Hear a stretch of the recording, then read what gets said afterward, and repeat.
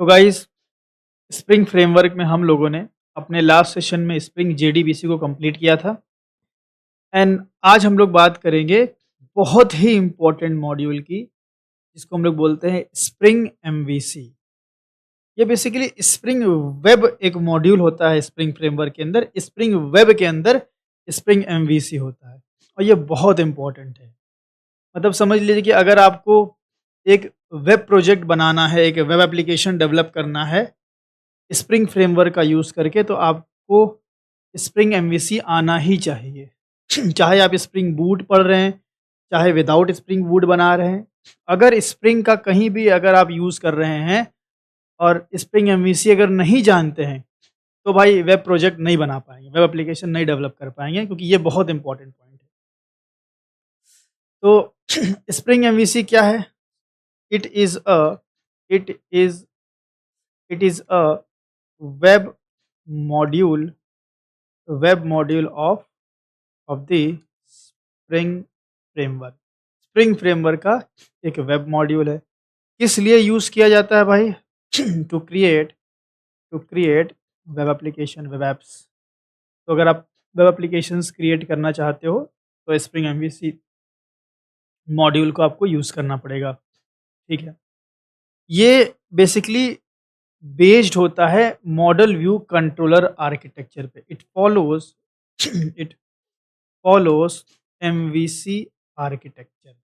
Model view controller हमने architecture पहले बताया हुआ है, याद है आपको? एमवीसी डिजाइन पैटर्न जी हम सर। क्यों क्यों यूज करते हैं? एमवीसी डिजाइन पैटर्न पहले बताइए, रीजन बताइए, एमवीसी यूज करते क्यों हैं?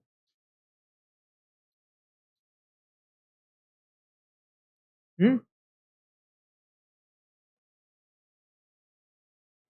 ताकि हम अपने प्रोजेक्ट में सेपरेशन ला पाएं। मॉडल अलग, व्यू अलग, कंट्रोलर अलग करके हम अपने कोड को क्लीन एंड ऑर्गेनाइज करते हैं। यही काम है एमवीसी का, चीज़ों को सेपरेट करता है। तो इसमें होता है M stands for model, V stands for view. कोई किसी को कुछ बोलना है? कोई डाउट है तो पूछ सकते हैं, अदरवाइज म्यूट कर लीजिए। Model, view and controller. ठीक है, ये तीन बड़ी कहानी है। मॉडल जो आपके डेटा को होल्ड करता है। ठीक है, मॉडल आप बोल सकते हो डेटा जहाँ पे होल्ड होता है। ठीक है, या जिसमें बिजनेस लॉजिक हो। ठीक है, डेटा हो होल्ड, या योर डेटा, मैं ऐसे लिखूँ your data your data and business logic. ठीक है, तो व्यू हमारा हो गया कि जो यूज़र देखता है। ठीक है, जो विजिबल होता है यूज़र को। ठीक है, एंड कंट्रोलर वो हो गया जो यूज़र की रिक्वेस्ट को हैंडल करता है। ठीक है, और कनेक्ट करता है मॉडल एंड व्यू से। ठीक है, तो ये एक तरह का आप कह सकते हो handle handle user request, user की रिक्वेस्ट को हैंडल करता है, and connect with model and views. मतलब रिक्वेस्ट रिस्पॉन्स का काम करता है, हैंडल यूज़र रिक्वेस्ट एंड फिर उसको रिस्पॉन्स देना, कनेक्ट करना मॉडल से, व्यूज़ से, ये सब काम कंट्रोलर का होता है।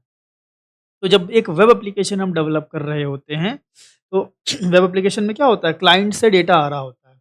तो वो डेटा कहाँ आएगा, उसके लिए एक जगह बनाई गई कंट्रोलर। कंट्रोलर उस डेटा को एक्सेप्ट करेगा, देन उस डेटा को मॉडल में डाल देगा। ठीक है, मॉडल में डाल के आप आगे भेज सकते हो, या फिर सर्विस लेयर पे भेज सकते हो, सर्विस लेयर पे जाएगा डेटा। सर्विस लेयर पे भेजना है तो डीटीओ में डाल के भेजेंगे। ठीक है, अभी हम चीज़ें समझाएंगे आपको कैसे काम करती है। तो डेटा क्लाइंट से आया कंट्रोलर पे। ठीक है, this is your client. Client से आया डेटा आपका, this is your controller, request के फॉर्म में। एंड कंट्रोलर पे क्या हुआ, डेटा को हम मॉडल में डाल सकते हैं। ठीक है, मॉडल में डेटा डाल करके हम इसको किसी व्यू पे लेकर के जा सकते हैं। एक तो तरीका ये होता है। या फिर डेटा को आगे सर्विस लेयर पे भेज दो, वहाँ पे जो भी है लॉजिक परफॉर्म करो, एंड देन वापस से एक रिज़ल्ट को लेकर के आओ और उस रिज़ल्ट को मॉडल में डालो, एंड मॉडल के थ्रू आप आगे भेज दो व्यू पे। तो ये चीज़ें आप समझोगे अभी, मतलब धीरे-धीरे पिक्चर क्लियर होंगी सारी, कैसे क्या-क्या होता है। तो मॉडल होता है, व्यू होता है और कंट्रोलर होता है। बेसिकली एमवीसी डिज़ाइन पैटर्न का यही मेन 3 पार्ट है, ठीक है? और इससे हमारा क्या बेनिफिट होता है भाई? इससे ये होता है कि भाई डेटा को हैंडल करने का लॉजिक एक जगह लिख दिया जाता है, ठीक है? उस पे उस डेटा को या कोई रिस्पॉन्स को अगर मुझे भेजना है तो हम मॉडल में रख देते हैं, मतलब डेटा रखने का काम मॉडल कर लेता है। इसके अंदर हम लोग वैलिडेशन वगैरह भी परफॉर्म कर सकते हैं, कई सारा काम किया जा सकता है। तो मॉडल हमारा डेटा होल्ड कर लेता है। कंट्रोलर क्या करता है? कंट्रोलर डेटा को एक्सेप्ट करता है और व्यू क्या करता है? व्यू विजिबिलिटी या यूज़र इंटरफेस प्रोवाइड करता है, ठीक है? तो अगर हम मॉडल, व्यू और कंट्रोलर को सेपरेट कर दें तो हमारा कोड क्लीन होगा, ऑर्गेनाइज्ड होगा। अगर आप एक ऐसा एप्लीकेशन बना रहे हो जिसमें आप जेएसपी यूज़ कर रहे हो एज़ अ व्यू और बैकएंड भी एज़ अ जेएसपी यूज़ कर रहे हो, तो वहाँ पे model, view, controller, design pattern इसका मतलब आप यूज़ नहीं कर रहे हो। तो ऐसा एप्लीकेशन अगर आप डेवलप करोगे वो इतना कॉम्प्लेक्स और इतना हौच-पौच हो जाएगा कि देखने वालों को भी लगेगा कि आपने क्या ही बना दिया। वहीं एचटीएमएल का कोड लिखा है, उसी के बीच में जावा भी भरी हुई है। सब काम मतलब आप इस तरह से कर रहे हो, मतलब मिक्सअप कर दिए। तो ये मिक्सअप से हम बचने के लिए एमवीसी डिज़ाइन पैटर्न को फ़ॉलो करते हैं। हम क्या करते हैं भाई, हम अलग से कंट्रोलर्स बनाते हैं। हम अलग से डेटा हैंडलिंग का लॉजिक लिखते हैं। हम अलग से डेटा को होल्ड करने का लॉजिक लिखते हैं। व्यूज़ को हम सेपरेट रखते हैं।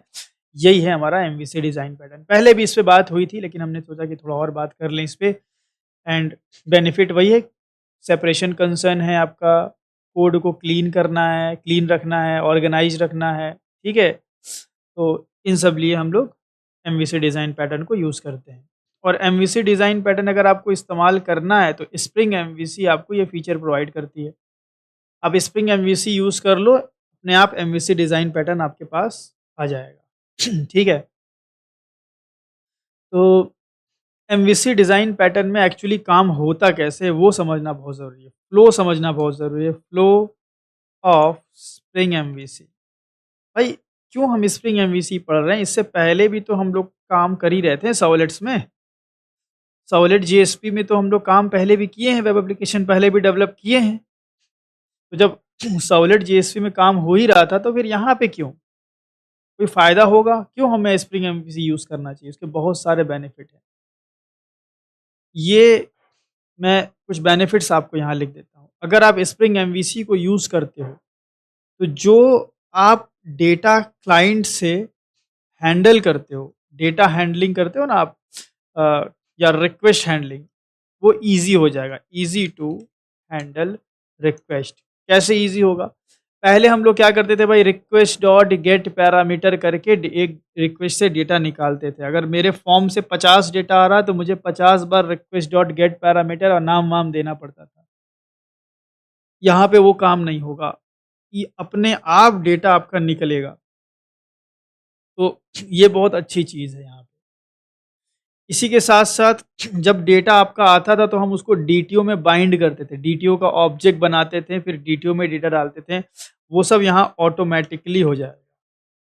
पहले हम लोग वैलिडेशन का अलग से लॉजिक लिखते थे, यहाँ पे सारा वैलिडेशन एनोटेशन से हो जाएगा, मतलब एनोटेशन बेस्ड वैलिडेशन हो जाएगा। एनोटेशन बेस्ड वैलिडेशन हो जाएगा। तो काम कुल मिला के बोले तो काम बहुत आसान हो जाएगा। डिपेंडेंसी इंजेक्शन का फीचर मिलेगा आपको। आपको कोई सर्विस को इंटीग्रेट करना है, मतलब सर्विस को ऑटो वायर करना है या इंजेक्ट करना है। कंट्रोलर में सर्विस हम इंजेक्ट करते थे, मैनुअली करते थे पहले। यहाँ पे डिपेंडेंसी इंजेक्शन का आपको फीचर मिल जाएगा, तो आप कोई भी बीन को इंजेक्ट कर सकते हो ईज़िली। ऑब्जेक्ट वगैरह हैंडल करने की ज़रूरत नहीं, ऑब्जेक्ट ऑटोमैटिक बनेगा, रिक्वेस्ट ईज़िली आएगी, रिस्पॉन्स आपका, रिक्वेस्ट और रिस्पॉन्स दोनों ईज़ी हो जाएगा। Easy to handle request and response, request and response दोनों ही आसान हो जाएगा आपका। स्प्रिंग कोर के साथ काफ़ी स्मूथली इंटीग्रेट है। It spring MVC can work with JSP, time leaf का भी सपोर्ट मिलेगा। रिएक्ट से भी काम कर सकते हो। तो यहाँ पे कोई भी व्यू टेक्नोलॉजी, कोई ऐसी लिमिटेशन नहीं है, किसी भी व्यू की टेक्नोलॉजी के साथ आप काम कर सकते हैं। एंड ये सुइटेबल है लार्ज एंटरप्राइज एप्लीकेशन के लिए। एंटरप्राइज एप्लीकेशन अगर आपको डेवलप करना है तो उसके लिए भी ये इसके अंदर एक फिजिबल सपोर्ट है, एक अच्छा सपोर्ट है स्प्रिंग एमवीसी के अंदर। दैट इज़ वाई हम स्प्रिंग एमवीसी पढ़ रहे हैं। वेब एप्लीकेशन तो पहले भी बनाते थे ना भाई, लेकिन अब वेब एप्लीकेशन जब हम डेवलप करेंगे तो आप, अभी मैं ये थ्योरेटिकली लिख रहा हूँ, हो सकता है बहुत सारी चीज़ें आपको आप मतलब कैच नहीं कर पा रहे होगे कि यार सर क्या बोल रहे हैं, मतलब चलो ठीक है ऐसा ऐसा होता है, लेकिन आप उसको रिलेट नहीं कर पा रहे होगे। अभी थोड़ी देर में जब हम एक कोड लिखेंगे ना, आप चीज़ों को रिलेट करना सीख मतलब स्टार्ट करोगे। पहले हम अगर 5 फॉर्म है, हम 5-5 कंट्रोलर्स बना रहे हैं, मतलब 5-5 सर्वलेट्स बना रहे हैं, यहाँ पे हम एक भी सर्वलेट नहीं बनाएंगे। No need to create servlet. Servlet बनेगा, इंटरनली बनेगा, हम सर्वलेट नहीं बनाएंगे। तो चीज़ें बहुत आसान हो जाएंगी, अभी जब आप करोगे तो समझ में आएगा। तो इसीलिए स्प्रिंग एमवीसी हमें पढ़ना चाहिए, क्योंकि स्प्रिंग एमवीसी, जैसे स्प्रिंग जेडीबीसी ने जेडीबीसी का काम आसान किया, वैसे ही स्प्रिंग एमवीसी हमारे सर्वलेट जेएसपी का काम आसान करेगी। बेसिकली सर्वलेट का काम, रिक्वेस्ट और रिस्पॉन्स का काम बहुत ईजी हो जाएगा। तो अगर स्प्रिंग एमवीसी और स्प्रिंग जेडीबीसी को मिला करके आप कोई एक मिनी प्रोजेक्ट बनाओगे, और उधर अगर सर्वलेट और जेडीबीसी को मिला के बनाओगे, ज़मीन आसमान का फ़र्क हो जाएगा। आप खुद देखोगे यार यार यहाँ तो कोड बहुत कम हो गया। तो वही चीज़ें हम लोग सीखने वाले हैं। तो स्प्रिंग एमवीसी में सबसे पहली चीज़ जो सीखी जाती है, एक तो चलो हो गया इंट्रोडक्शन हो गया ये सब। सबसे पहली चीज़ सीखी जाती है स्प्रिंग एमवीसी का फ्लो। फ्लो क्या होगा? फ्लो मतलब कि जैसे एग्ज़ाम्पल के तौर पे हमारे पास एक एक हमने मान लो कि एक एक पेज बनाया हमने, एक इंडेक्स बनाया, ठीक है? अब ये मेरा एक व्यू हो गया। अब इस व्यू में मैंने क्या किया भाई, एक फॉर्म बना दिया। ये एक फॉर्म है। अब अगर मैं इस फॉर्म को फिल करता हूँ, तो मेरा डेटा मेरे कंट्रोलर तक कैसे जाएगा? यही समझना, इसी को बोलते हैं हम लोग स्प्रिंग एमवीसी का फ्लो, ठीक है? तो चलो समझते हैं इसको। बहुत ध्यान से समझना कि ये जो समझ लिया, ये जो भी मैं बताने वाला हूँ, तो समझ लो पूरा स्प्रिंग एमवीसी समझ लिया। यही मेन है। तो इंडेक्स डॉट जेएसपी है हमारे पास। अब हमने क्या किया भाई, इसमें डेटा वेटा फिल किया। चलो भाई डेटा फिल कर देते हैं ज़रा। ये हमने डेटा फिल कर दिया और बटन पे दबाया। पहले क्या होता था कि पहले हमारी जो रिक्वेस्ट है वो हमारे ऑब्वियसली वेब कंटेनर के पास जाती थी, एंड वेब कंटेनर से वो रिडायरेक्ट होती थी हमारे सर्वलेट पे। और पहले हम सर्वलेट खुद बनाते थे, बट यहाँ पे हम सर्वलेट खुद नहीं बनाएंगे। एक बना बनाया सर्वलेट स्प्रिंग एमवीसी हमें प्रोवाइड करती है, जिसका नाम है डिस्पैचर सर्वलेट। ध्यान रखिएगा, यहाँ हम सर्वलेट नहीं बनाएंगे बार बार, बहुत ईजी होने वाला है काम आपका।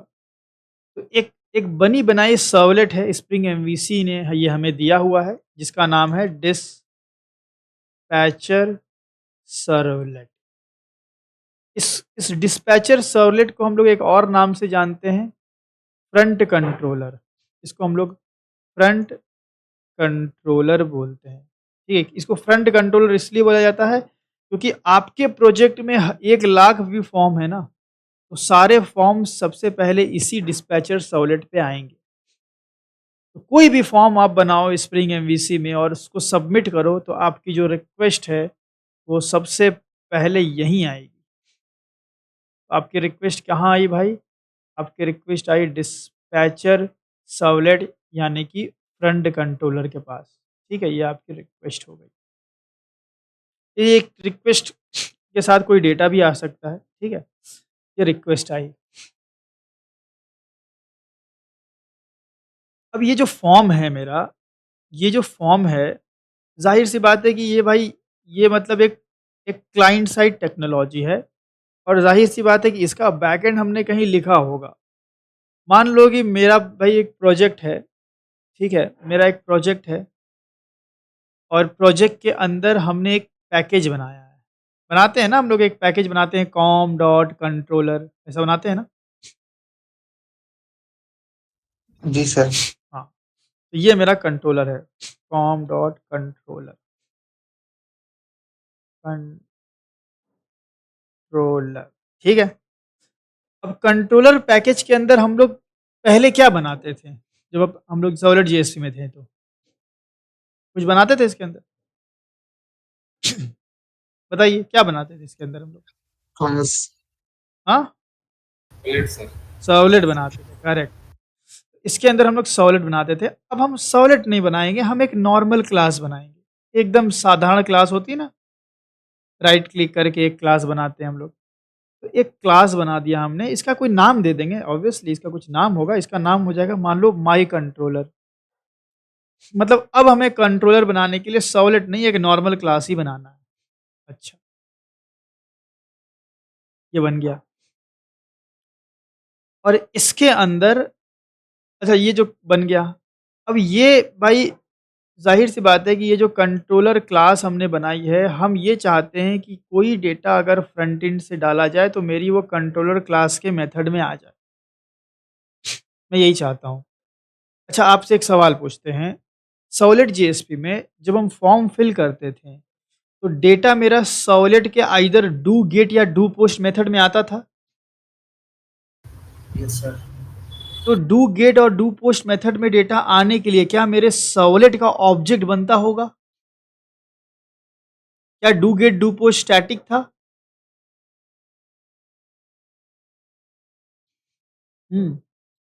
एस्थेटिक्स था सर। स्टैटिक था पक्का? चलो देख के आओ एक बार, स्टैटिक था कि नॉन स्टैटिक था।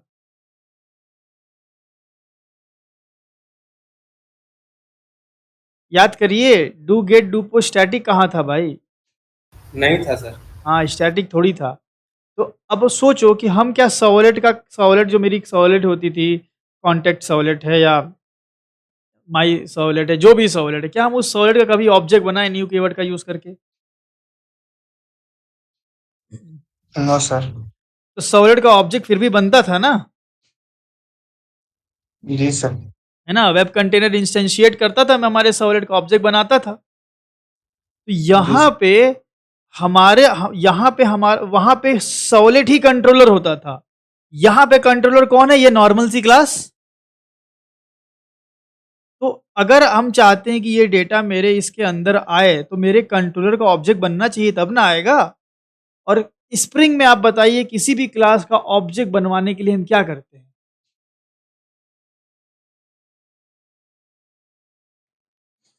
स्प्रिंग में किसी, बीन। हाँ बीन बनाते हैं सर। हाँ, उसको बीन बना देते हैं। बीन कैसे बनाते हैं? एज अ बीन रजिस्टर करा देते हैं। कैसे बीन रजिस्ट्रेशन होता है? कैसे होता है? बीन सेटल के थ्रू, कंस्ट्रक्टर के थ्रू। अरे वो तो इंजेक्शन होता है भाई। एक क्लास को एज अ बीन कैसे रजिस्टर कराते हैं? कैसे स्प्रिंग समझती कि यही बीन है? Bean tag sir. Bean tag. और बीन एनोटेशन टैग अप्रोच में एनोटेशन ऑटो वो है। लगा देते हैं component. Component. Component. Autowire थोड़ी भाई, सब उल्टा फुल्टा आंसर हो रहा है। हाँ? ये हाल रहा तो फिर होने नहीं वाला कहीं सिलेक्शन भाई, हम पहले बता दे रहे हैं। जो सही आंसर दे रहे हैं उन्हीं का भाई कुछ हो सकता है मार्केट में कुछ। तो कंपोनेंट एनोटेशन लगाते थे। कंपोनेंट एक, उसको हम लोग बोलते हैं stereo type annotation. Stereo type annotation क्या होता है? नोट्स में पूरा लिखा हुआ है, मैं आपको बता दे रहा हूँ। स्टीरियो टाइप एनोटेशन मतलब ये हो गया कि स्टीरियो टाइप एनोटेशन उन एनोटेशंस को बोलते हैं जिनका इस्तेमाल होता है किसी क्लास को बीन बनाना या एज अ बीन रजिस्टर करना। तो कंपोनेंट वो एक एनोटेशन है जो किसी क्लास को एज अ बीन रजिस्टर करता है आईओसी कंटेनर के लिए। तो हम बोलेंगे कंपोनेंट मेरा क्या है? कंपोनेंट मेरा एक stereo type annotation. Stereo type annotation मतलब वो एनोटेशन जो किसी क्लास को एज अ बीन रजिस्टर करता है। तो क्या कंपोनेंट मेरा स्टीरियो टाइप एनोटेशन नहीं हुआ? Yes sir. है ना? क्योंकि ये एज अ बीन रजिस्टर करने काम करता है। तो सिर्फ कंपोनेंट ही नहीं होता है, अगर चाहो तो आप इसके ऊपर कंपोनेंट लगा सकते हो, क्योंकि कंट्रोलर का ऑब्जेक्ट बनना है। लेकिन लेकिन एक रीडेबिलिटी के लिए यहाँ पे लगाया जाता है @कंट्रोलर। अब ये वही काम करता है जो कंपोनेंट करता है, लेकिन ये स्पेशली बनाया गया है कंट्रोलर क्लासेस के लिए, ताकि देखते ही इंसान समझ जाए कि हाँ, इस क्लास का पर्पस क्या है। चाहो तो कंपोनेंट भी लगा सकते हो, लेकिन बेस्ट प्रैक्टिस यही होती है कि कंट्रोलर के ऊपर कंट्रोल लगाया जाए। अब जैसे ही हमने कंट्रोलर एनोटेशन लगाया है ना, तो स्प्रिंग आईओसी कंटेनर इसको इंस्टेंशिएट कर देगी, कोई दिक्कत नहीं है। ठीक है। अच्छा, अब इसके अंदर हम एक मेथड बना देंगे, पब्लिक वॉइड। अभी काम करते हैं, चलो ठीक है, एक एक्स नाम का मेथड बना दिया हमने, ठीक है? और इसमें हम कुछ पैरामीटर देंगे जो मैं अभी लिख नहीं रहा हूँ, ठीक है? इसमें कई सारी चीज़ें दी जा सकती हैं पैरामीटर में, इस तरीके से।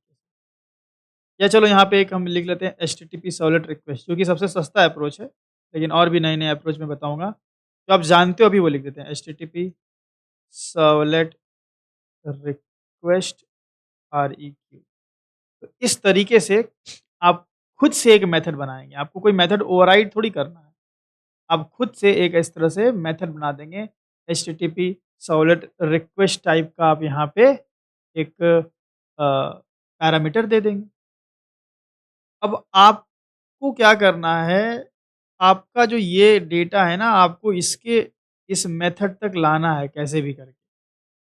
अगर यहाँ तक आ गया तो हम डेटा निकाल सकते हैं रिक्वेस्ट डॉट गेट पैरामीटर करके। हालाँकि ये उतना सही अप्रोच नहीं है, मतलब उतना कह लें कि स्टैंडर्ड अप्रोच नहीं है स्प्रिंग एमवीसी का, ये सपोर्टेड है क्योंकि आप अभी ये जानते हैं, हम इसलिए ये वाला बता रहे हैं। और भी एडवांस तरीके हैं, ये इतना लिखना नहीं पड़ेगा आपको। तो आपकी ये कंट्रोलर क्लास है, कंट्रोलर के अंदर आपके पास एक मेथड भी है, लेकिन इस मेथड तक भाई कैसे पता चलेगा कि भाई ये डेटा इसी कंट्रोलर क्लास के इसी मेथड तक लाना है? पहले कैसे पता चलता था? पहले हम एक्शन में सॉलिड का नाम दे देते थे, याद होगा आपको। Yes sir. हम सीधे यहीं पे सॉलिड नेम दे देते, लेकिन स्प्रिंग एमवीसी में ये काम हम नहीं करते हैं। हम सॉलिड का नाम नहीं, क्योंकि सॉलिड हमारे पास है क्या, बहुत सारा, सॉलिड तो एक ही है। यस तो अब ये काम कैसे होगा, इसके लिए यहाँ पे हम एक एनोटेशन लगाएंगे। हम ये डिसाइड करेंगे कि ये जो मेथड है वो गेट मेथड हम बना रहे हैं कि पोस्ट मेथड बना रहे हैं, या और भी मेथड्स होते हैं वो हम रेस्ट एपीआई में पढ़ेंगे। तो यहाँ पे हम बना लेते हैं गेट मैपिंग सपोज, या पोस्ट मैपिंग बना लेते हैं। चलो पोस्ट, तो एक एनोटेशन लगा हो गया पोस्ट मैपिंग, और यहाँ पे आपको एक सिंपल सा यूआरएल देना है, एक यूआरएल नेम देना है। मान लो मैंने दे दिया /save। अब देखो ये काम कैसे होगा। अब ये जो मेरा फॉर्म है ना, इसके एक्शन में हम अपने हमेशा कंट्रोलर के उस मेथड का यूआरएल देंगे /save, इस तरीके से।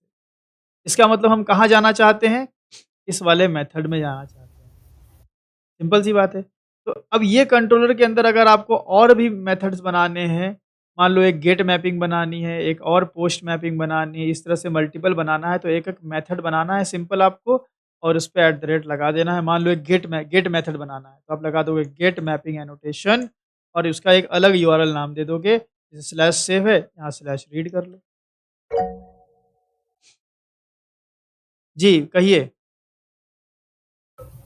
सर /save देंगे, न्यू रिक्वेस्ट जाएगी उससे।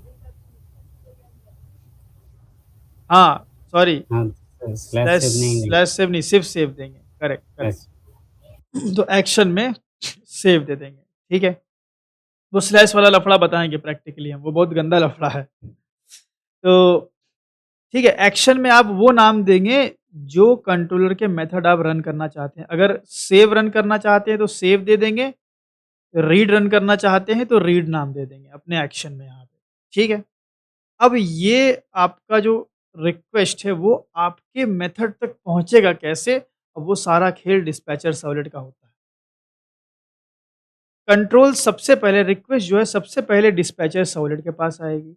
अब डिस्पैचर सर्वलेट को नहीं पता कि आपका कंट्रोलर किस पैकेज में है, कॉम डॉट कंट्रोलर में है, या कॉम डॉट कोडंड डॉट कंट्रोलर में है, या com dot Raju dot controller में है। भाई क्या है उसका पैकेज का फुल नेम, नहीं मालूम।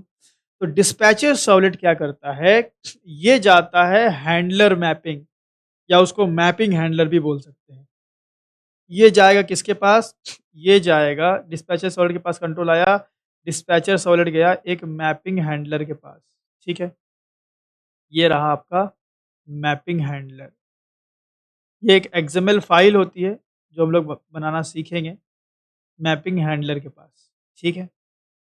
मैपिंग हैंडलर के पास गया, एंड देन मैपिंग हैंडलर इसको बताएगा कि भाई ये जो रिक्वेस्ट है तुम्हें कहाँ पे लेके जानी है, तो यहीं पे मैपिंग हैंडलर में सारी जानकारी होती है। ठीक है, mapping handler handler mapping handler में हम बताते हैं कि मेरे कंट्रोलर का पैकेज का नाम क्या है। ठीक है, बेस पैकेज दे देते हैं यहाँ पे हम लोग।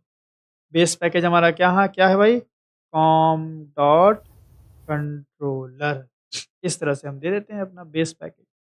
तो डिस्पैचर सर्वलेट हमेशा आएगा मैपिंग हैंडलर के पास पता करने, मतलब मैपिंग हैंडलर का काम है मैपिंग करने का कि कंट्रोल रिक्वेस्ट आएगी तो कहाँ ले जाना है, रिस्पॉन्स आएगा तो उसको रिस्पॉन्स को किस तरह से रिजॉल्व करना है, ये सब काम होता है। तो डिस्पैचर सर्वलेट हमेशा मैपिंग हैंडलर से बात करते हुए काम करता है। तो कोई भी रिक्वेस्ट आएगी तो अब इसको क्या पता भाई कहाँ जाने का है, तो ये मैपिंग हैंडलर से बोलेगा, मैपिंग हैंडलर बोलेगा भाई कंट्रोलर में ले जाओ इसको, तो बोलेगा अच्छा कंट्रोलर में, तो फिर कंट्रोल वापस जाएगा हमारा डिस्पैचर के पास ही। एंड देन यहाँ से देन अब चूंकि इसको पता चल चुका है तो ये आपके कॉम डॉट कंट्रोलर में गया। कॉम डॉट कंट्रोलर में जाने के बाद आपके कंट्रोलर क्लास के अंदर जाएगा, एट द रेट कंट्रोलर है ऑब्जेक्ट तो बन ही गया होगा।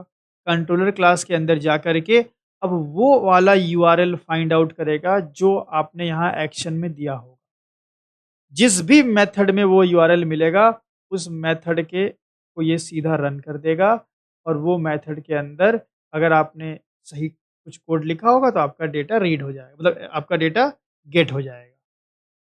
समझ में आया कंट्रोल कैसे गया यहाँ तक? Yes sir. अब आपने डेटा वेटा गेट किया, अब यहाँ से चाहो तो आप जाओ भाई आगे सर्विस पे जाओ, जो करना है करो आगे, फिर कहीं ना कहीं रिस्पॉन्स लाओगे आप। इसके बाद मान लो आपको जाना है भाई, मतलब सारा काम करने के बाद आपको जाना है होम डॉट जेएसपी पे। तो पहले हम होम डॉट जेएसपी पे कैसे जाते थे?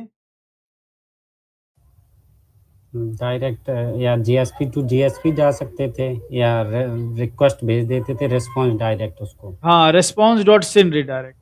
Yes sir. यहाँ पे ऐसा नहीं, यहाँ पे आपको सिर्फ एक रिटर्न करना है। आप कहाँ जाना है भाई? होम डॉट जेएसपी पे आप होम लिख देंगे, खत्म काम। अब जाहिर सी बात है ये वॉइड नहीं है, स्ट्रिंग हो जाएगा, तो मैं उसमें गिचिर पिचर नहीं कर रहा हूँ, ठीक है, समझ रहे हो ना? Yes sir. नहीं तो वो फालतू का कचरा हो जाएगा इसमें। तो रिटर्न आप होम कर लिए और रिटर्न टाइप चेंज कर लीजिएगा। यहाँ मैं लाल बस खींच देता हूँ, यहाँ पे रिटर्न टाइप चेंज कर लीजिए, स्ट्रिंग कर लीजिए। अब भाई रिटर्न होम मतलब क्या भाई? होम डॉट जेएसपी और व्हाट? तो जाहिर सी बात है कि जब हम रिटर्न यहाँ से कर रहे हैं तो अ, अगर हम अ, यहाँ से अगर हम यहाँ से रिटर्न कर रहे हैं, इसका भी कई तरीके होते हैं, रिडायरेक्ट भी हम कर सकते हैं, ठीक है, वो हम बताएंगे आपको। तो रिटर्न कर रहे हैं होम, अब हम होम डॉट जेएसपी नहीं लिखे हैं, तो ये आता है वापस से आपके डिस्पैचर सर्वलेट के पास। कंट्रोल वापस से डिस्पैचर के पास आया, ठीक है। अब डिस्पैचर के पास आने के बाद, ठीक है, डिस्पैचर के पास आने के बाद अब डिस्पैचर को नहीं पता कि भाई होम क्या है। यहाँ हमने क्या है? Return home. तो ये जाएगा अगेन फिर से मैपिंग हैंडलर के पास। देखो ये थोड़ा सा कंट्रोल लंबा हो रहा है लेकिन ठीक है। तो ये हमारा जाएगा अगेन फिर से मैपिंग हैंडलर के पास, और मैपिंग हैंडलर से पूछेगा कि ए भाई साहब ये होम रिटर्न कर रहा है, इसका मतलब क्या है? यहाँ पे हमें व्यू को रिजॉल्व करने का एक बीन बनाना पड़ेगा जिसमें हम बताएंगे कि भाई होम में आपको डॉट जेएसपी जोड़ना है। प्रीफिक्स और सफिक्स हम लगाते हैं, वो समझ में आएगा आपको।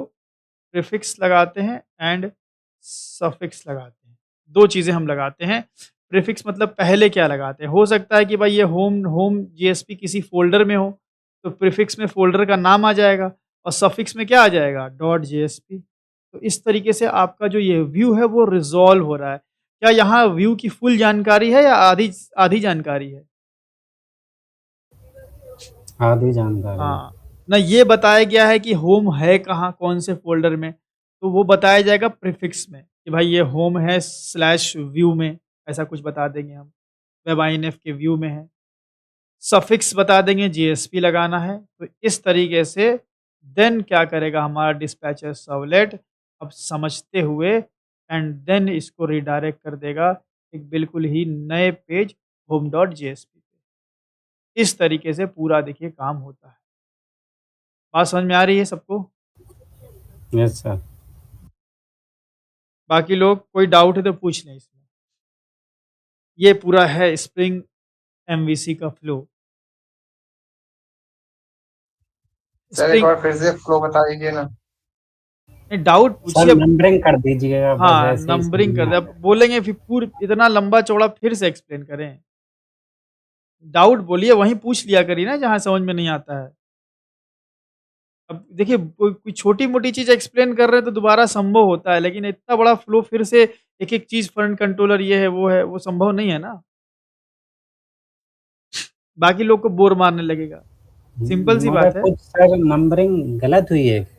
1, 2, 3, नहीं, 4 पहले नहीं गलत डिस्पैचर हुई है। सबनेट से जाके इधर बेस पैकेज में हाँ, नहीं देखेगा। नहीं छोटी वाली नंबरिंग करना भूल गए। 1 ये 2 है अच्छा। ना? 2 और फिर ये 3 है ना? ये।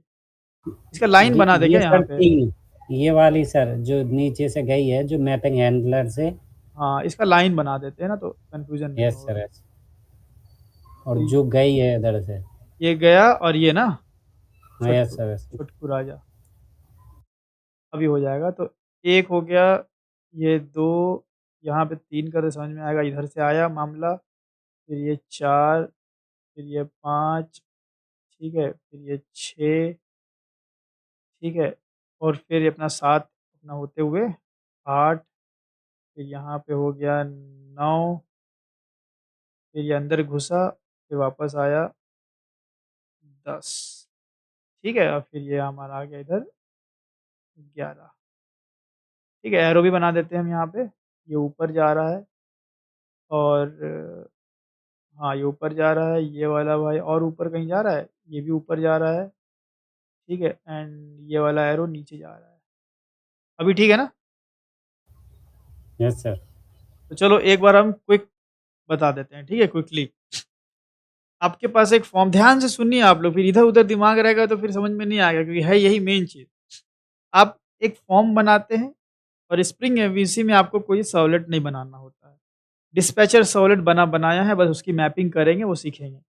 तो कोई भी फॉर्म भेजोगे रिक्वेस्ट जाएगा डिस्पैचर सर्वलेट पे। अब डिस्पैचर सर्वलेट को मालूम नहीं कि भाई आपका कंट्रोलर कहाँ है। तो उसकी मैपिंग हम देते हैं मैपिंग हैंडलर फाइल में, ये एक डॉट एक्सएमएल फाइल होती है, ठीक है। तो डिस्पैचर सर्वलेट जाता है मैपिंग हैंडलर के पास। मैपिंग हैंडलर के पास पता चलता है ओके कंट्रोलर पे जाना है, तो ये तुरंत कॉम डॉट कंट्रोलर पे जाता है। उसके अंदर ये कंट्रोलर एनोटेशन जहाँ पे लगा होता है, वो वाली क्लास के अंदर एंटर करेगा और उसके अंदर उस मेथड को रन करेगा जिसके मेथड का यूआरएल आपके एक्शन से मैच करेगा। मैच कर गया, सेव, तो यहाँ सेव मैच कर गया, सेव वाला पूरा तामझाम हुआ। फिर वहाँ से अगर आप कोई रिटर्न करना चाहते हो, मान लो सपोज़ आप भाई इंडेक्स से गए और होम डॉट जेएसपी खोलना चाहते हो, तो आपको होम डॉट जेएसपी नहीं लिखना है, आपको सिर्फ रिटर्न होम लिखना है। रिटर्न टाइप स्ट्रिंग हो जाएगा।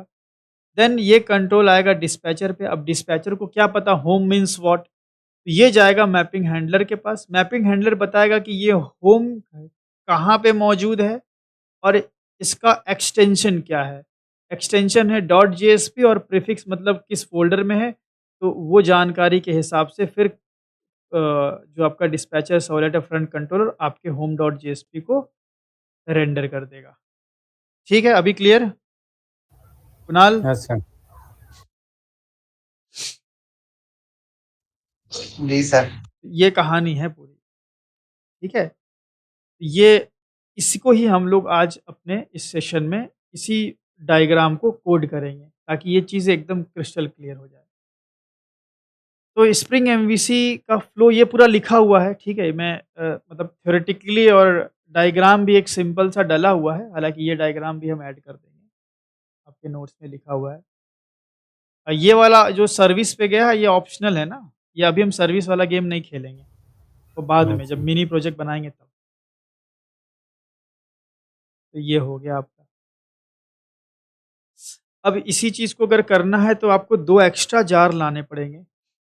एक आपका स्प्रिंग एमवीसी और एक स्प्रिंग वेब का जार, ठीक है? ये 2 जार आपको एक्स्ट्रा लेकर के आने पड़ेंगे।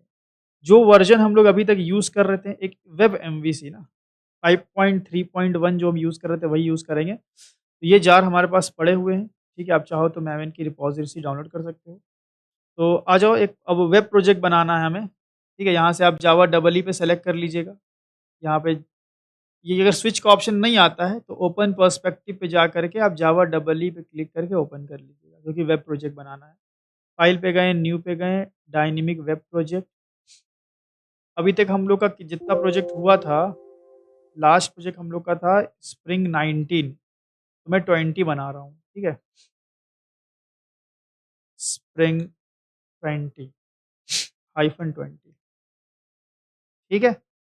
और यहाँ से आप टॉमकैट सर्वर चूज़ कर लें, वेब मॉड्यूल अपने मन से कोई भी चूज़ कर लें। मैं 2.3 कर रहा हूँ ताकि एक्सएमएल का सपोर्ट भी रहे।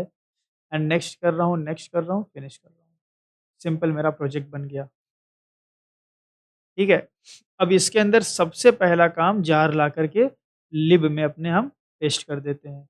वेब प्रोजेक्ट में लिब में डायरेक्ट जार डाला जाता है, आपको पता ही है। तो जार सारे यहाँ पे मेरे पास पड़े हुए हैं। स्प्रिंग कोर का सीधा कॉपी मारो एंड पेस्ट करो। स्प्रिंग जेडीबीसी डालना ऑप्शनल है, अगर आप यूज़ कर रहे हो जेडीबीसी तो डालो, नहीं तो मत डालो। अभी मैं नहीं डाल रहा हूँ, ठीक है, क्योंकि अभी हम स्प्रिंग जेडीबीसी यूज़ नहीं करने वाले। तो मेरे को सिर्फ स्प्रिंग कोर के जार और स्प्रिंग एमवीसी का, ये वेब और वेब एमवीसी, ये दो आपको डाल देना है। खत्म, जार का लफड़ा ही खत्म। चलो, अब यहाँ पे सबसे पहला काम आप क्या करो, डिस्पैचर सर्वलेट बना लो।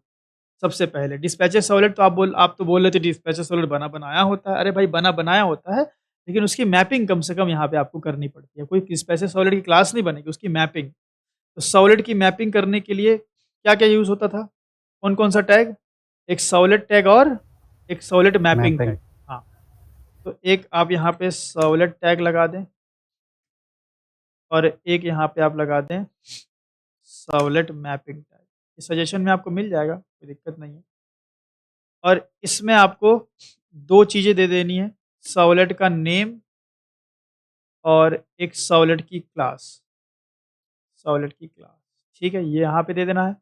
सर्वलेट मैपिंग बड़ा इंपॉर्टेंट है। यहाँ पे एक तो सर्वलेट का नाम दिया जाता है और ये मोस्ट इंपॉर्टेंट यूआरएल पैटर्न, एक ये भी बहुत इंपॉर्टेंट चीज़ है, ठीक है। ये इतना आपने कर लेना है। सर्वलेट का नेम आप अपने से कुछ भी रख सकते हो। मैं रख लेता हूँ स्प्रिंग, ये नेम ऑप्शनल है, आप जो मन चाहो वो रख लो। लेकिन सर्वलेट की क्लास आप कुछ भी नहीं रख सकते हो। डिस्पैचर सर्वलेट की लोकेशन देना होगा। कंट्रोल शिफ्ट टी प्रेस करता हूँ मैं, open type, control shift T, देखो यहाँ लिखा भी है, प्लस नहीं दबाना है ना, कंट्रोल दबाओ, शिफ्ट दबाओ, टी दबाओ, खत्म। और यहाँ सर्च कर लो डिस्पैचर सर्वलेट। तो यहाँ पे देखो डिस्पैचर सर्वलेट का ऑप्शन मिल रहा है हमें, इसको ओपन कर लो आप, इसका पैकेज मिलेगा आपको, बस इसको आप कॉपी कर लो एंड यहाँ पे आके पेस्ट कर दो। ये बन गया आपका डिस्पैचर सर्वलेट। यहाँ पे भी आप सर्वलेट का नेम दे देते हैं सेम। और मैपिंग में आप ये बताएंगे कि आप अपने डिस्पैचर सर्वलेट को किस किस यूआरएल के लिए चलाना चाहते हैं।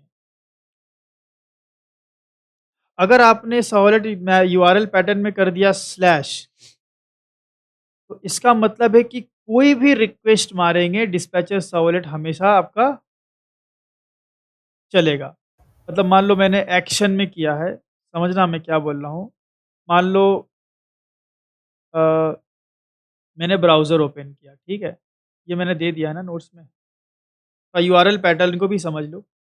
मान लो मैंने एक ब्राउज़र ओपन किया, ब्राउज़र का ये यूआरएल है, ठीक है। यहाँ पे मैंने एक यूआरएल हिट किया, local host colon 8080 slash project का नेम स्लैश होम। तो बताइए ये कौन सी रिक्वेस्ट जाएगी या किस टाइप की जाएगी, किस नाम की रिक्वेस्ट जाएगी? गेट टाइप की रिक्वेस्ट जाएगी। स्लैश होम की ना, होम की, यस सर। होम की गेट टाइप की रिक्वेस्ट जाएगी। तो ये जब गेट रिक्वेस्ट जाएगी तो क्या ये सबसे पहले डिस्पैचर सर्वलेट पे जाएगी? Yes sir. हमेशा जाएगी। तो हम सोचो कि भाई मेरा हर एक यूआरएल डायनेमिक नहीं होगा, कुछ यूआरएल स्टैटिक भी तो होगा। Yes sir. मान लो होम दबाने पे मेरा एक स्टैटिक पेज खुल रहा है, तो स्टैटिक पेज तो डायरेक्ट खुलना चाहिए या स्टैटिक पेज सर्वलेट खोलेगा? डायरेक्ट खोलना चाहिए। हाँ, ये भाई एक एक थंब रूल याद रखें, ये बड़ा इम्पोर्टेंट है कि स्प्रिंग एमवीसी में जो स्टैटिक या मैं स्प्रिंग हटाओ, कोई भी टेक्नोलॉजी उठा लो, एमवीसी डिज़ाइन पैटर्न जिसमें पाइथन है, चाहे पीएचपी है, कोई भी लैंग्वेज है, उसमें एक रूल याद रखो कि एमवीसी डिज़ाइन पैटर्न में डायनेमिक पेज हमेशा कंट्रोलर खोलता है, लेकिन स्टैटिक पेज डायरेक्टली ओपन हो सकता है। ये पढ़ाया है ना सॉलिड में? Yes sir. वो हम वेब आईएनएफ में डाल देते थे कि खुल ही ना पाए। जाओ बेटा, यस सर। डायरेक्ट खुल ही नहीं पाता था। तो अगर आप अपने डिस्पैचर सर्वलेट को हर एक यूआरएल के लिए एक्टिवेट कर रहे हैं, इट मीन्स की प्रॉब्लम है। Yes sir. क्योंकि आप स्लैश होम कर रहे हो सकता है ये एक इंडेक्स पेज का यूआरएल हो, फिर क्यों डिस्पैचर चल रहा है? तो यूआरएल से हम ऐसा बोल सकते हैं यहाँ पे कि भाई ये सर्वलेट, डिस्पैचर सर्वलेट सिर्फ डायनेमिक पेज के लिए चले। तो आप क्या करो, हर एक डायनेमिक पेज का एक खास यूआरएल बना दो। बोलो कि एनीथिंग जो भी डॉट डू से एंड हो, ऐसा बोल सकते हो। तो इसका मतलब कि अगर मैं स्लैश होम अब चलाऊंगा तो क्या डिस्पैचर चलेगा? क्या ये डॉट डू नहीं से एंड हो चलेगा। रहा है? नहीं हो रहा है। लेकिन अब मैं दूसरा यूआरएल हिट करता हूँ इसी में मैं एक दूसरा यूआरएल हिट करता हूँ। इस केस में आपका डिस्पैचर सर्वलेट नहीं चलेगा। लेकिन अगर मैं ये यूआरएल हिट करूँ, local host colon 8080 slash project name slash registration dot do, अब चलेगा। अब चलेगा। तो इस तरीके से आप ये डिसाइड कर सकते हो कि भाई डिस्पैचर कब चलना है, कब नहीं चलना है। तो हम कहेंगे कि एक बना लिया करो, ऐसे कुछ भी नाम दे दो, स्टार मतलब एनीथिंग बिफोर डॉट डू, या डॉट डू क्या, जो करना है वो कर लो, या डॉट डिस्पैच एनीथिंग, ठीक है, अपने हिसाब से। तो ये हमने बना दिया डिस्पैचर सर्वलेट और उसकी मैपिंग कर दी कि वो कब कब चलना चाहिए, किस किस यूआरएल के लिए, मतलब कैसा यूआरएल हो कि वो चलना चाहिए। तो जो डॉट डू से एंड होगा सिर्फ उसी में डिस्पैचर सर्वलेट चलेगा। ठीक है, ये हो गया आपका डिस्पैचर सर्वलेट बन गया। आ जाओ, अब हम लोग क्या करते हैं, वेब आईएनएफ के अंदर आते हैं और एक सिंपल सा एक एचटीएमएल फाइल बनाते हैं। एक स्टैटिक फाइल बना रहे हैं हम, index.html, ठीक है। index.html से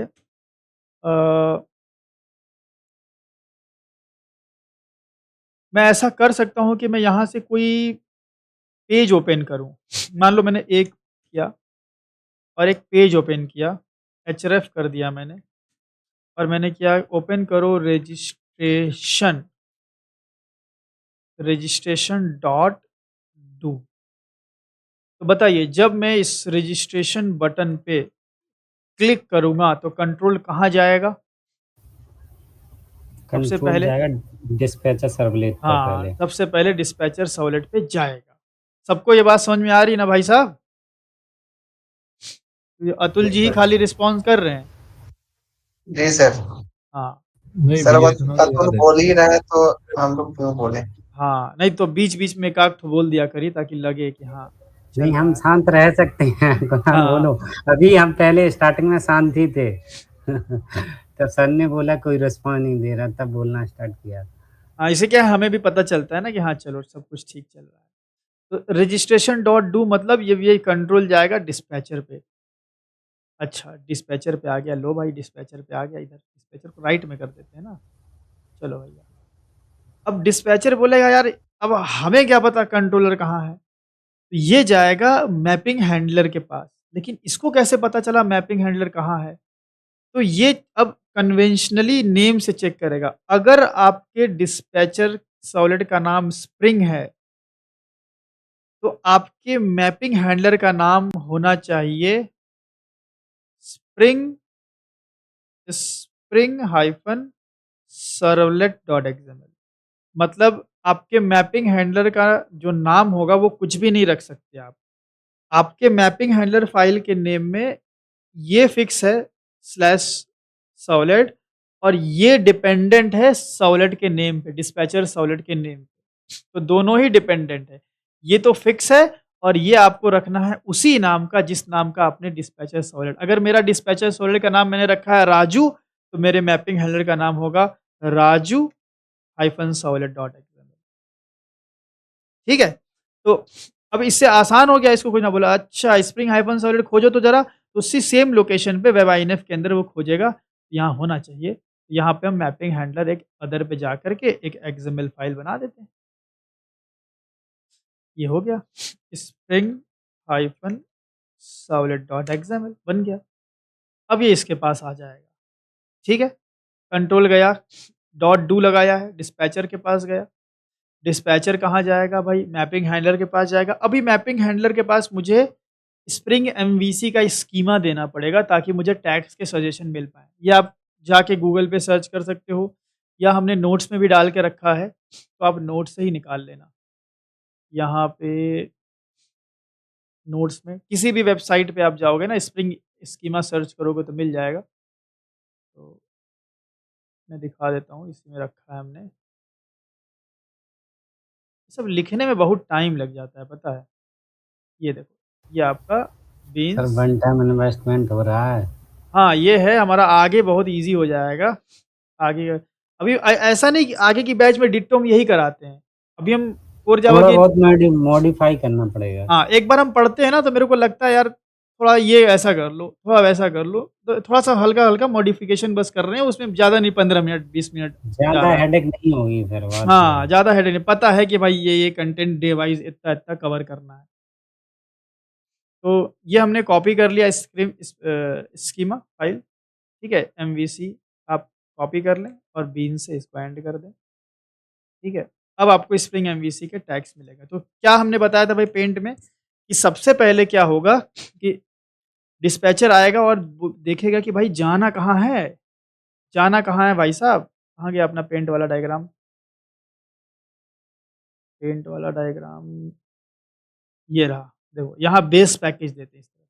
अब बेस पैकेज ऐसे देंगे तो अब यहाँ से ये डिसाइड करेगा कि अच्छा भाई अब मेरे को यहाँ से उठ करके कहाँ जाने का है। तो ये कैसे देंगे भाई? इसके लिए एक टैग मिलेगा हमें कंपोनेंट स्कैन नाम का, कॉन्टेक्स्ट कंपोनेंट स्कैन, सॉरी ये बेस पैकेज में आप दे देंगे कॉम डॉट कंट्रोलर। पता चल गया इसको, ओके भाई साहब कंट्रोलर में जाना है, तो तुरंत अब ये जाएगा एसआरसी जावा रिसोर्स में, एसआरसी मेन जावा में आपके खोजेगा कॉम डॉट कंट्रोलर पैकेज। चलिए बना लीजिए, एक क्लास ही बना देते हैं, साथ में कंट्रोलर भी बना देते हैं। तो माई कंट्रोलर और यहाँ पे हमने कर दिया कॉम डॉट कंट्रोलर, ठीक है? बन गया खत्म। देखो अब अभी कितना ईज़ी हो गया है आपका कंट्रोलर बनाना। सॉलिड-वॉलेट में तो पूरा ये टिक करो, वो करो, ऐसा-वैसा, यहाँ सीधा-सीधा काम खत्म। अब भाई आ गया भाई कॉम डॉट कंट्रोलर पे, उसके अंदर जाएगा कहाँ पे भाई? कंट्रोलर जो एनोटेशन लगा होगा उसके अंदर। तो कंट्रोलर एनोटेशन यहाँ लगा लीजिए आप। ठीक है? स्टीरियोटाइप लिखा हुआ है इसमें ना, तो ये कंट्रोलर लगा दिया।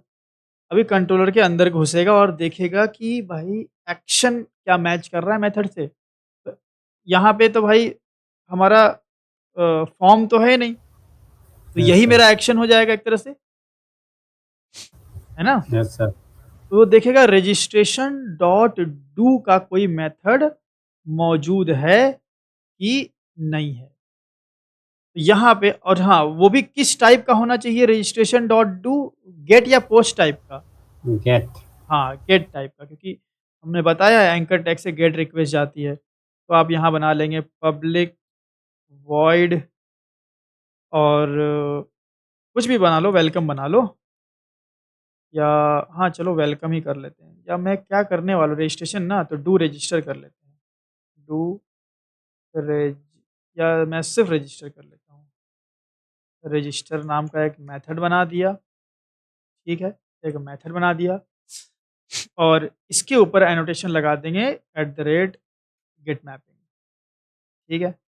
और यहीं पे हम दे देंगे स्लैश रजिस्ट्रेशन डॉट डू।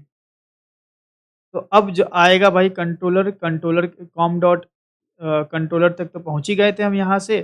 फिर उसके बाद ये अपना जो हमारा एचरेफ है उससे मैच करके ये वाला मेथड हमारा चल जाएगा। अभी हम कोई डेटा नहीं ला रहे हैं, तो इससे हम कोई पैरामीटर बनाने की ज़रूरत नहीं है, या मेथड बस हम चला के देखना चाहते हैं कि फ्रंट एंड से बैक एंड कंट्रोल कैसे आ रहा है हमारा, और यहीं पे आप प्रिंट कर लें, कुछ भी टेस्ट कर लें, ठीक है। और ये करने के बाद अब सोचो कि ये क्लिक करने पे बेसिकली होना क्या चाहिए था? रजिस्ट्रेशन डॉट जेएसपी खुलना चाहिए था ना? Yes sir. अगर हम कोई कोई हम पेज खोलें, वहाँ पे हम किसी बटन पे क्लिक करते हैं, कोई लिंक पे क्लिक करते हैं, तो मेरे को एक नया पेज खुलता है। मैं रजिस्ट्रेशन के बटन पे क्लिक करूँगा तो मेरे को रजिस्ट्रेशन वाला पेज खुलना चाहिए। तो जो रजिस्ट्रेशन वाला पेज है वो डायनेमिक होगा कि स्टैटिक होगा? डायनामिक। बाकी लोग बताएं, डायनेमिक होगा कि स्टैटिक होगा? डायनेमिक होगा सर। हाँ, क्योंकि उस पे भाई जब हम सबमिट करेंगे तो उसमें आएगा रजिस्ट्रेशन सक्सेसफुल फलाना ठिकाना, वो डायनेमिक पेज है। अनडायनेमिक पेज की लोकेशन क्या होती है, कहाँ रखा जाता है? वेब INF में। Web INF, correct.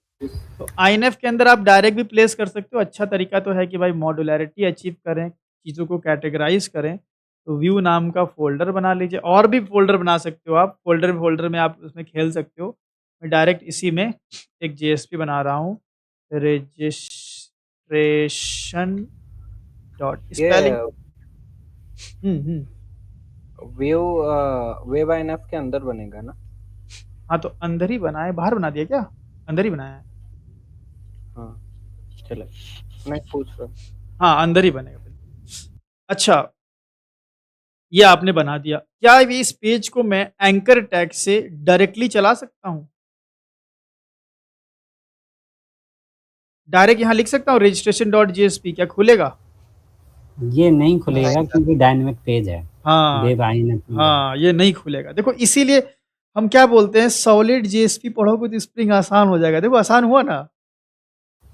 Yes sir. सब आपको समझ में आ रही चीज़ है, क्योंकि आप भाई अभी भी मतलब हार्ड वाला काम करके गुजरे हो, तो अभी चीज़ें बहुत ईज़ी लगेंगी आपको, बिहाइंड द सीन आपको समझ में आएगा सारा। तो रजिस्ट्रेशन डॉट डू आपने कर लिया, और कंट्रोल गया आपका डिस्पैचर पे, डिस्पैचर गया मैपिंग हैंडलर पे, मैपिंग हैंडलर ने बोला कंट्रोलर में जाओ, कंट्रोलर पैकेज में कंट्रोलर वाला एनोटेशन चला, एंड देन यूआरएल मैच किया गया, एंड आपका मेथड चल गया।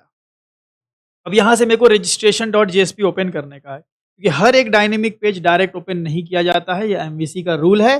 डायनेमिक पेज हमेशा कंट्रोलर के द्वारा ओपन किया जाता है। डायरेक्ट ओपन करोगे बहुत सारी प्रॉब्लम होगी, नल की हैंडलिंग, सिक्योरिटी इश्यूज, बहुत सारी प्रॉब्लम होती है, इसीलिए कंट्रोलर से ही हमेशा डायनेमिक पेज ओपन होता है। तो मैं यहाँ पे करूँगा रिटर्न रजिस्ट्रेशन, ये कर लिया आप, रिटर्न टाइप स्ट्रिंग हो गया। जैसा पेंट में बताया है बिल्कुल वही चीज़ हो रही है। अब ये रजिस्ट्रेशन भाई जाएगा कंट्रोल वापस डिस्पैचर के पास, ये बोलेगा हमको क्या पता रजिस्ट्रेशन क्या होता है, मैपिंग हैंडलर से पूछना पड़ेगा, मैपिंग हैंडलर के पास आएगा। अब यहीं पे हम उसको रिजॉल्व करेंगे। कैसे रिजॉल्व करेंगे? तो यहाँ पे हम एक बीन टैग लगाएंगे। रिजॉल्व करने के लिए स्प्रिंग एमवीसी के अंदर हमें एक क्लास मिलती है, इंटरनल रिसोर्स व्यू रिजॉल्वर नाम की, ठीक है। मैं कंट्रोल शिफ्ट टॉय टी करता हूँ, एंड यहाँ पे आपको मिलेगा इंटरनल रिसोर्स व्यू रिजॉल्वर, और इसमें आप ये कॉपी कर लेंगे, ये क्लास, ठीक है। ये क्लास आपने कॉपी कर ली, और यहाँ पे आप क्लास के अंदर इसको डाल देंगे, इंटरनल रिसोर्स व्यू रिजॉल्वर को। इसके दो प्रॉपर्टीज़ हैं, मतलब इसके अंदर दो सेटर्स आपको मिल जाएंगे, एक का नाम है प्रीफिक्स और एक का नाम है सफिक्स। तो यहाँ पे आप प्रीफिक्स एंड सफिक्स भी दे देंगे। प्रीफिक्स में आप यहाँ पे वैल्यू दे देंगे, सफिक्स में आप यहाँ पे वैल्यू दे देंगे। अब समझना इसका क्या रोल है। कंट्रोल आया भाई साहब किधर से, रजिस्ट्रेशन, यहाँ से भाई हमने रिटर्न रजिस्ट्रेशन किया है, तो डिस्पैचर बोला मुझे क्या पता रजिस्ट्रेशन क्या है ना। तो डिस्पैचर तुरंत गया मैपिंग हैंडलर के पास। तो अब उस जो रजिस्ट्रेशन नाम की स्ट्रिंग हमने कंट्रोलर से रिटर्न की है, उसी को रिजॉल्व किया जाएगा, उसी में काट छाट किया जाएगा। तो हम बोलेंगे कि भाई रजिस्ट्रेशन पाया जाता है वेब आईएनएफ के व्यू के अंदर, तो रजिस्ट्रेशन के पहले प्रीफिक्स मतलब पहले ना, पहले लगा दो slash web INF slash web INF slash view slash, तो मेरा क्या बन जाएगा, रजिस्ट्रेशन क्या बन जाएगा, slash web INF slash view dot registration.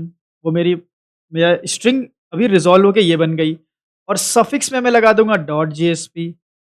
तो कुल मिला के देखा जाए तो अब मेरी जो रजिस्ट्रेशन स्ट्रिंग कंट्रोलर से रिटर्न हुई थी वो क्या बन चुकी है, slash web INF slash view then slash registration dot JSP, ये बन गई आपकी।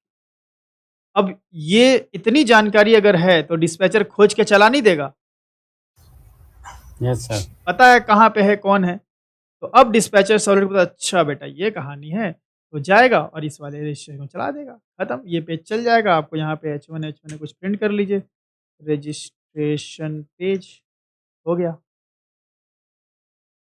ये टाइटल भी डाल देते हैं, रजिस्ट्रेशन, ठीक है। इंडेक्स में यहाँ भी डाल देते हैं हम इंडेक्स। तो इस तरीके से आप फ्रंट से बैकएंड और बैकएंड से आप फ्रंट पे आए। जो हमारा ये वेलकम पेज है वो मैंने जानबूझ के स्टैटिक रखा है, आप इसको भी डायनेमिक कर सकते थे। अगर इसको भी डायनेमिक करना होता तो फिर हम इसके लिए भी एक अपना बनाते, एक कंट्रोलर बनाते, वो भी किया जा सकता है। तो हम सबसे इनिशियल पेज को हमने स्टैटिक रख लिया, उससे फिर हम बैकएंड पे गए और बैकएंड से फिर हमने एक डायनेमिक पेज को एक्सेस किया। ठीक है, इतनी बात सबको समझ में आई? Yes sir. चला के देखा जाए, यस सर। कुछ भूल तो नहीं रहे? सर हमें लग रहा है जो मेथड पर स्लैश रजिस्ट्रेशन किया आपने वो चलेगा, ये गेट, हाँ हाँ ये चल जाएगा, इसमें कोई इशू। स्लैश लगाया आगे तब भी। हाँ नहीं लगाओगे तब भी चलेगा, लगाओगे तब भी चलेगा, यहाँ पे कोई दिक्कत नहीं होती, अभी वो हम बताएंगे। Yes sir. हाँ, इसमें तो दिक्कत नहीं होगी, यहाँ नहीं लगाना है अपने को, यहाँ लगा दिया अब इसकी हाँ अभी। हाँ वो हाँ प्रॉब्लम आ जाती है। यस हाँ हाँ, अभी बात करते हैं उसकी, इसको रन किया जाए। ठीक है,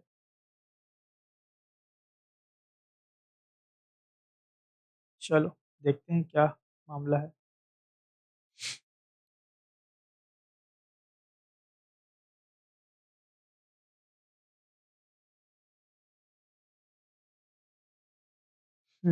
सॉलिड इंजन स्टार्ट हुआ है।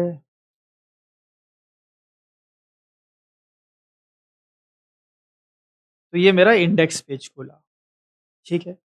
अगर मैंने वेब डॉट XML के अंदर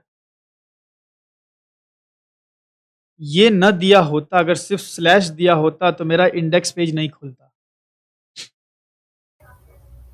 यस सर। क्यों नहीं खुलता? क्योंकि यहाँ से हम मार रहे हैं कौन सी रिक्वेस्ट, स्लैश मार रहे हैं ना, स्लैश। Yes sir. और स्लैश रिक्वेस्ट किस पे जाती पहले? अगर हमने यहाँ पे सिर्फ स्लैश दिया होता तो डिस्पैचर सॉलिड पे जाती, यस सर। और डिस्पैचर सॉलिड बोलता कि मैपिंग करो तब ना इंडेक्स खोलें, यस सर। जैसे हमने Yes, sir. रजिस्ट्रेशन की मैपिंग करी है।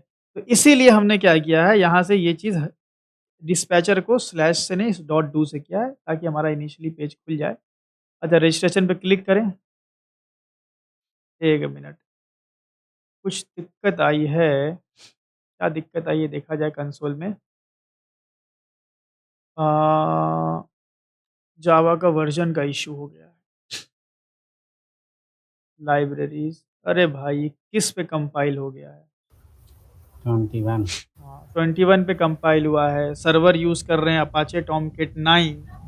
Yes sir. हाँ सही 8। है। तो इसको हम यहाँ से रिमूव करेंगे, क्लास पाथ पे क्लिक करके ऐड लाइब्रेरी, सिस्टम लाइब्रेरी, ये आप पहले ही कर लेना ना, मेरे को ध्यान नहीं था कि 21 हो गया। आप पहले ही चेंज कर लेना, फिर बाकी कोड लिखना, ऐसी दिक्कत नहीं आएगी आपको। ठीक है, 8 हो गया and again run it, restart.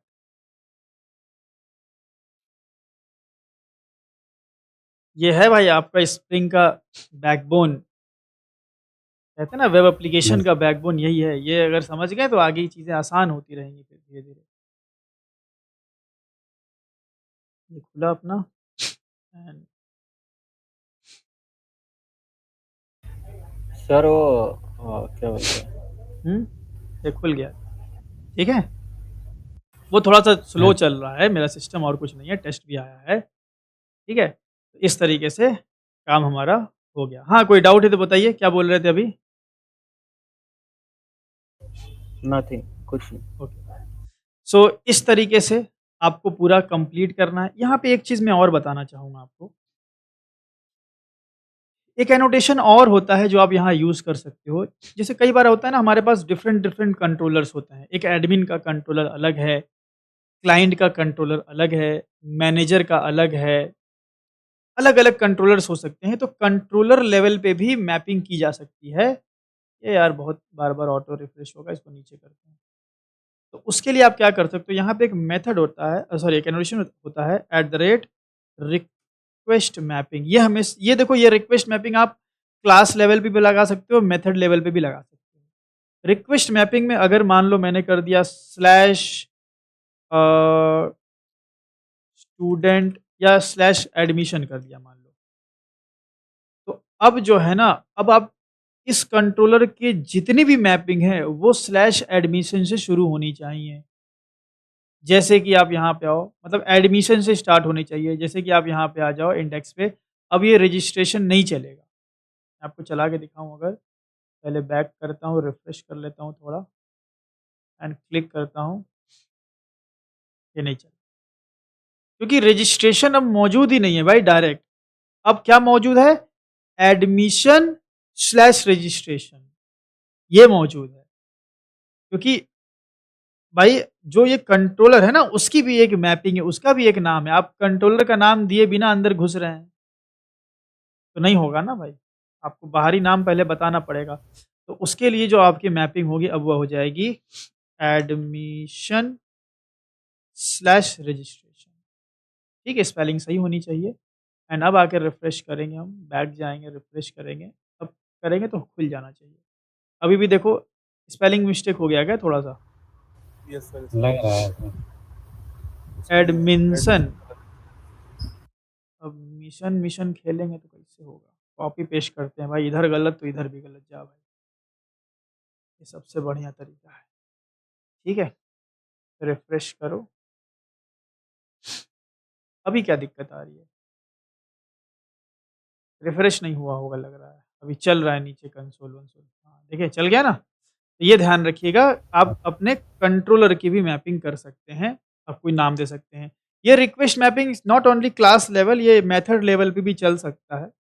अगर आप इसको यहाँ पे यूज़ कर रहे हैं इस तरीके से, और यहाँ पे आप बोल रहे हैं से स्लैश रजिस्ट्रेशन डॉट डू, इस तरीके से कर सकते हैं आप।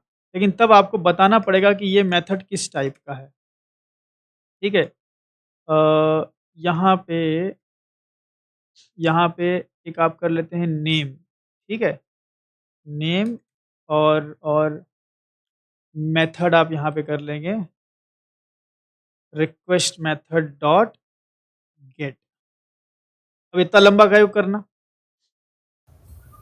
है ना? मल्टीपल जब करना हो तो कर सकते हैं। हाँ, कर सकते हैं, लेकिन ये वाला ज़्यादातर यूज़ होता है, पर हमने बता दिया कि भाई ऐसे भी कर सकते हो, ऐसे भी करोगे तो आपका काम हो जाएगा।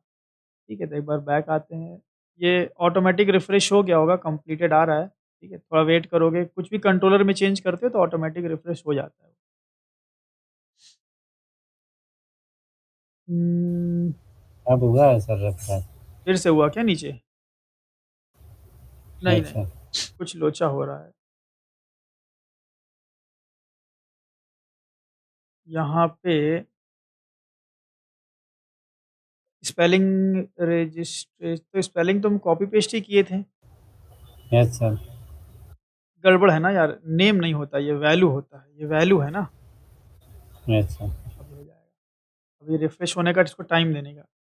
नहीं होगा तो रीरन कर लेना, देखो रिफ्रेश हो रहा है। ठीक है, कंप्लीटेड आ गया एंड देन एक बार रिफ्रेश इसको भी कर लेंगे। ठीक है, तो इस तरीके से आप कर सकते हो, बट ये वाला मैं रिकमेंड करूँगा आप ये वाला यूज़ करें और रिक्वेस्ट मैपिंग को क्लास लेवल पे यूज़ करें। अब एक समस्या जो अक्सर हम लोग गलती करते हैं, यहाँ पे स्लैश लिखा है, यहाँ पे स्लैश लिखा है, तो हम यहाँ भी स्लैश लगा देते हैं। जब आप किसी भी एंकर टैग से या एक्शन से आप स्लैश लगाते हो, तो ये यूआरएल आपके पोर्ट नंबर पे ही चलने लगता है। मैं दिखाता हूँ, देखो अभी जो मगर स्लैश नहीं लगाया हूँ, ठीक है, अभी देखना मेरा यूआरएल क्या है भाई, लोकल होस्ट पे प्रोजेक्ट का नाम दिया हुआ है। यस तो सर। मैं अगर स्लैश नहीं लगाया हूँ, तो जो मेरा यूआरएल बनेगा वो प्रोजेक्ट के नाम के आगे यूआरएल जुड़ेगा। सी देखिए, इसके आगे जुड़ा, प्रोजेक्ट के नाम के आगे मेरा ये जुड़ा, ये वाला, यही नाम हमने दिया था इसके अंदर। Yes sir. तो अगर आप स्लैश नहीं दोगे तो ये जो जाएगा एज इट इज आपके प्रोजेक्ट के आगे जुड़ जाएगा, ठीक है। लेकिन अगर आप स्लैश दे दोगे ना, तो ये पोर्ट नंबर पे ये यूआरएल सीधा चलने लग जाएगा। तो फिर उससे आपको दिक्कत होगी, क्योंकि फिर आपको उससे मिलेगा नहीं आपका डिज़ायर जो पेज आप एक्सेस करना चाहते हो। सी देखो, प्रोजेक्ट का नाम गायब हो गया। Yes sir. तो स्लैश इसीलिए नहीं लगाते हैं, जी शायद डायरेक्ट पोर्ट पे ये यूआरएल चलने लगेगा। तो हमें पोर्ट पे नहीं चलाना यूआरएल, हमें प्रोजेक्ट के नाम के आगे ये यूआरएल चलाना है। तो ये ध्यान बस रखिएगा, यहाँ पे स्लैश मत लगाइएगा कहीं भी, ना एक्शन में, ना एंकर टैग में, और यहाँ पे आप स्लैश बिल्कुल लगाएं, कोई इश्यू नहीं होगा, ठीक है। तो इस तरीके नहीं से भी लगा सकते तब हाँ भी नहीं भी चलेगा ना? हाँ नहीं भी लगा सकते हैं, तब भी चलेगा। यहाँ आप अगर नहीं लगाना चाहते हैं तो भी छोड़ भी सकते हैं, कोई इश्यू नहीं, ठीक है, ऐसे भी आप कर सकते हैं।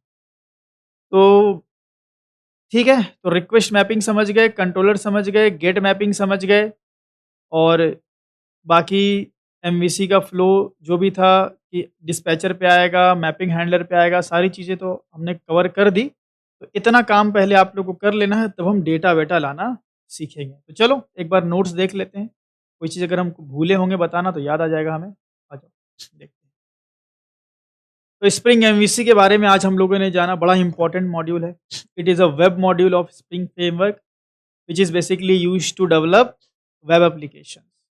एंड किस बेस पे, on the basis of model view controller architecture.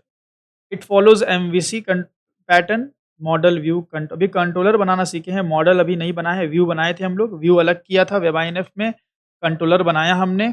देखा हमने सॉलिड वगैरह कुछ नहीं बनाया। अब देखो काम कितना आसान हुआ है। यस ये सर। क्लास बनाओ, मेथड बनाओ, बन गया कंट्रोलर, खटाखट कंट्रोलर बनेंगे। मेथड बस कॉपी पेस्ट करो, मेथड बनते जाएंगे तुरंत तुरंत। तो बहुत चीज़ें ईज़ी हो गई हैं, अभी पहले से काफ़ी आप देखोगे कोड भी कम हो रहा है। अभी और भी चीज़ें आप धीरे-धीरे देखोगे ना, बहुत सारी कॉम्प्लेक्सिटीज़ अभी रिड्यूस होंगी। तो ये था हमारा, क्यों फ़ायदा क्या है भाई, आपका कोड क्लीन ऑर्गेनाइज़्ड होता है, ठीक है। क्लीन कोड आपका क्लीन, सेपरेट एंड ऑर्गेनाइज़ होता है, ठीक है। Why use Spring MVC, by easy to handle web request. Web request मतलब इसमें web request and request and response को हैंडल करना इजी हो गया, हमें अब नहीं लिखना पड़ रहा है रिस्पॉन्स डॉट सेंड रिडायरेक्ट, ठीक है। लॉजिक्स को सेपरेट करता है, ठीक है। स्प्रिंग कोड डिपेंडेंसी इंजेक्शन वगैरह के साथ स्मूथली इंटरेक्टेड है, एंड फ्रंट एंड टेक्नोलॉजीज के साथ काम भी करता है, सूटेबल है, एक अच्छा ऑप्शन आपको मिल जाता है एंटरप्राइज एप्लीकेशन डेवलप करने के लिए। सबसे इंपॉर्टेंट पॉइंट ये है, फ्लो ऑफ स्प्रिंग एमवीसी, ठीक है। यहाँ पे ये वाला डालेंगे, रहने दे, डाल ही देते हैं अपना, Yes, थोड़ा सा sir. गंदा सा है पर गंदा है पर धंधा है ना, Yes. ये डाल देते हैं। तो ये भी ठीक है। तो इसमें क्या है भाई, फ्लो में आपका ये है कि भाई रिक्वेस्ट आएगी डिस्पैचर पे, डिस्पैचर के पास जाएगी मैपिंग हैंडलर, मैपिंग हैंडलर से वापस आएगी, फिर कंट्रोलर के पास जाएगी, कंट्रोलर से फिर वापस आएगी, फिर व्यू रिजॉल्वर के पास जाएगी, व्यू रिजॉल्वर से वापस आके फिर व्यू खोल देगी। वही चीज़ बताया था यहाँ पे, यस सर। है ना। अब ये ध्यान रखो, हैंडलर मैपिंग के अंदर ही व्यू रिजॉल्वर होता है। अब ये भाई साहब थोड़ा सा स्मार्ट बन रहे हैं, अलग अलग लिखे हैं, चलो ऐसे भी किया जा सकता है, डायग्राम में तो एक्सप्लेन करने के लिए ऐसा करना पड़ता है। बाकी ये वाला भी आप देख सकते हो। थ्योरेटिकली भी हमने लिखा है, user hit URL suppose slash home किया, तो यूज़र की रिक्वेस्ट बनी ये, देन डिस्पैचर सर्वलेट उसको रिसीव किया, हैंडलर मैपिंग के पास गया to find which controller method should handle it, the match @ controller method runs, @ controller method का जो मैच्ड मेथड होगा, जो यूआरएल से मैच करेगा वो रन होगा। फिर मॉडल अभी हमने बताया नहीं, मॉडल से इंटरेक्ट करता है, फिर व्यू को रिटर्न करना हमने देखा, व्यू को रिटर्न किया था हमने, रिटर्न डबल कोट में रजिस्ट्रेशन वो व्यू नेम था, पर उसको रिजॉल्व भी करना पड़ा, तो व्यू रिजॉल्वर में हमने उसको रिजॉल्व किया था कुछ इस तरीके से, internal resource view resolve through resolve करके ये नाम बनाया, एंड देन वो पेज हमारा ओपन हो गया, response is rendered and send back to the user. ठीक है, तो ये हमारा पूरा का पूरा फ्लो है। डिस्पैचर सर्वलेट के बारे में बताया गया यहाँ पे। Dispatcher servlet is the central controller in Spring MVC. It receives all incoming HTTP request. ये इंपॉर्टेंट है, जितने भी आप फॉर्म्स बनाओ, टैग्स बनाओ या यूआरएल से हिट करो, गेट मैपिंग, पोस्ट मैपिंग, कोई सी भी मेथड आप हिट करो, फ्रंट कंट्रोलर हर एक रिक्वेस्ट को हैंडल करने का काम करता है, एंड यही है अपना फ्रंट कंट्रोलर। ठीक है, it receives all incoming HTTP request and delegates them to appropriate component like controller, view resolver, handler mapping. ठीक है, ये आप जान रहे हो, वो सब बताया गया है। हाउ इट वर्क्स, तो client sends request to URL, dispatcher servlet उस रिक्वेस्ट को रिसीव करता है, देन हैंडलर मैपिंग को यूज करता है चेक करने के लिए कहाँ जाने का है, कंट्रोलर में कहाँ जाने का है। It executes the method and return the logical view name. वो मेथड एग्जीक्यूट होगा आपके कंट्रोलर का और आपको एक नाम मिलेगा, जैसे हम लोग के केस में क्या नाम मिला था, रजिस्ट्रेशन, ये रिटर्न रजिस्ट्रेशन। ठीक है, एक नाम हमें वापस मिलता है। Then view dispatcher servlet view resolver के पास जा करके उसको कुछ ऐसा बना देता है एंड वापस से ओपन कर देता है ब्राउजर में। ये इस तरीके से आप डिस्पैचर सर्वलेट की मैपिंग करेंगे। URL patterns is very important. The URL pattern tells Tomcat which URL should go to Spring dispatcher servlet. ठीक है, डॉट स्टार डू वाला ही जाएगा, स्टार डू नहीं लिखोगे तो बाकी डिस्पैचर पे कंट्रोल नहीं जाएगा, तो ये बड़ा इंपॉर्टेंट है। बाकी हैंडलर मैपिंग के बारे में लिखा गया है। What is handler mapping? It is the component that maps incoming request to the specific controller method. How does it work? तो वो पूरा लिखा है, which controller method should handle mapping checks annotation like request mapping, get mapping, वो सब check करता है, वहाँ पे भेजता है, ये सब काम करता है। यहाँ पे एक और काम करता है ना व्यू रिजॉल्वर का, वो नहीं लिखा क्या?